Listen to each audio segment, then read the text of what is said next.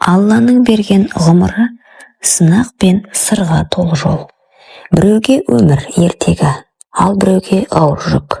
Менің бүгін айтып отырғаным жүрегімде қан жылатқан, ешкімге айталмаған құпиям. Бәлкім бұл сабақ емес, бірақ айтып жеңілдегім келеді. Мен қалада өскен, ақ жүзді, момын қыз едім. Әке-шешемнің үйінде ұрыс-керіс деген болмаған, тып-тыныш, үлгілі отбасы едік. Алайда мен тағдырдың басқа жолын таңдадым. Махаббаттың буымен ауылға, кішкентай шаңыраққа келін болып түстім. Күйеуім жалғыз ұл, мен оны шын сүйдім. Тіпті лашықта тұрсақ та өзімді бақытты сезінетінмін. Бірақ мені махаббат емес, сынақ күтіп тұр екен. Ата-енеммен бір шаңырақ астында өмір сүре бастағаннан-ақ күн сайын дау-дамай, ұрыс-керіс, айқай. Жас келін болып үндемей шыдадым. Бірақ кей түндері ішімде жиналған қорқыныштан жылап шығатынмын. Күйеуім қалада жұмыс істейтін, апта сайын ғана келіп қайта кететін. Бірде енем туыстарының үйіне кеткен. Үйде мен, балаларым және қайынатам қалдық. Кешқұрым тамақ әзірлеп дастарханға қойып отыр едім. Қызым ұйықтап, екі ұлым далада ойнап жүрген. Атам тамағын ішіп отырған жерінен орнынан тұрып менің қасыма келді. Алғашында еш жаман ой келмеді. Қайыната ғой, үлкен адам. Саған рахмет келінім. Үй таза, бала-шаға аман. Мен сені қызымдай көремін деді.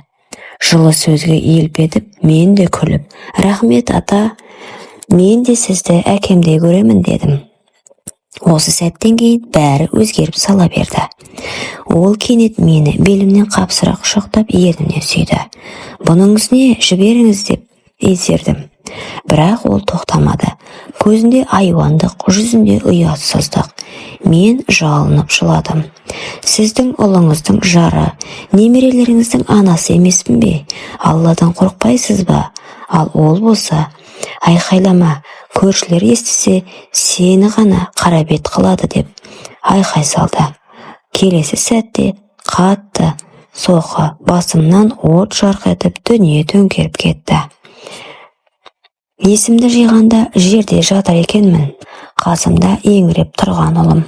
Анашым, не болды дейді шырылдап. Ал әлгі адам беті бүлк етпей, анаң сүрініп құлап қалыпты деп өтірік айтып тұр. Жүрегім айырылып түскендей болды. Бірақ үн шығара алмадым. Түні бойы қалшылдап ішімде бір ғана ой. Бұл үйде менің өмірім бітті. Таң атқанда шешім қабылдадым. Балаларымды алдымда үнсіз кеттім. Қайда барарымды білмедім. Бірақ артқа қайтқым келмеді. Бір төбенің басына барып, сол жерге үйге ұзақ қарап отырдым. Балаларым аш, менің көзімнен жас тоқтар емес. Бірақ сол сәтте Алладан жалбарындым. Жолымды ашшы, тек мына бейкүнә балаларым тірі қалсын деп. Қалтамда аз ғана ақша. Жолға жетпейді. Көліктер тоқтамады. Жол бойы түн түсіп, қараңғылық қоюлана түсті. Балалар қалжырып, менің қолымнан сүйретіліп келеді. Сол сәтте бір ер адам тоқтады. Қайда барасың, келін? Қалаға, аға, бірақ ақшам жоқ дедім. Жылаған дауыспен. Отыр, жетіп аласың. Ақшаң керек емес, Алла разылығы үшін деді.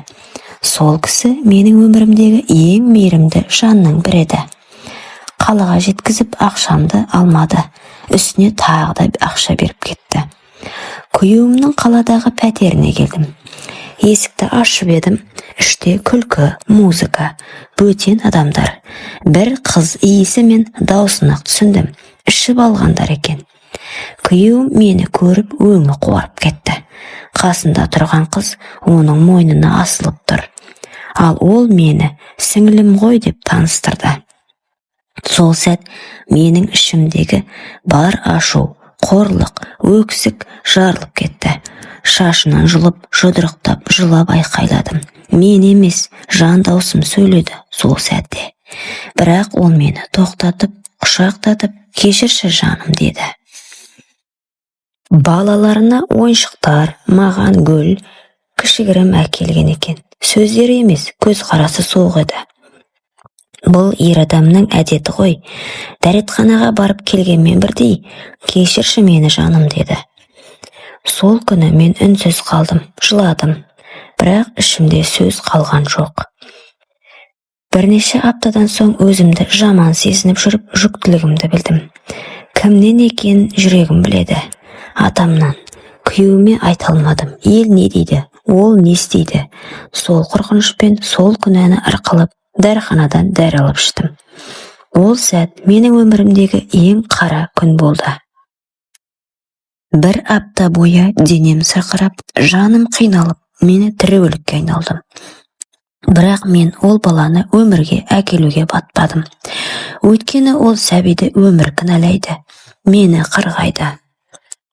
Уақыт өтті. 10 жылдан астам. Күйеуім жақсы әке, жақсы жар. Балаларым өсіп, қызым бой жетті. Сырттай бәрі бақытты көрінеді. Бірақ менің ішімде сол бір түннің ізі өшпеді. Кейде түсімде сол тас, сол айқай, сол қара түн көрінеді.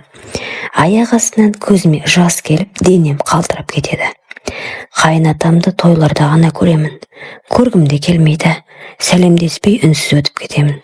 Ал енеммен сәлемім түзу. Сырт көзге бәрі жақсы болу керек қой. Менің өмірім көп әйелдің үнсіз шындығы. Кейде бәрін айтып салғым келеді. Бірақ бұл енді менің жүрегімдегі құпия.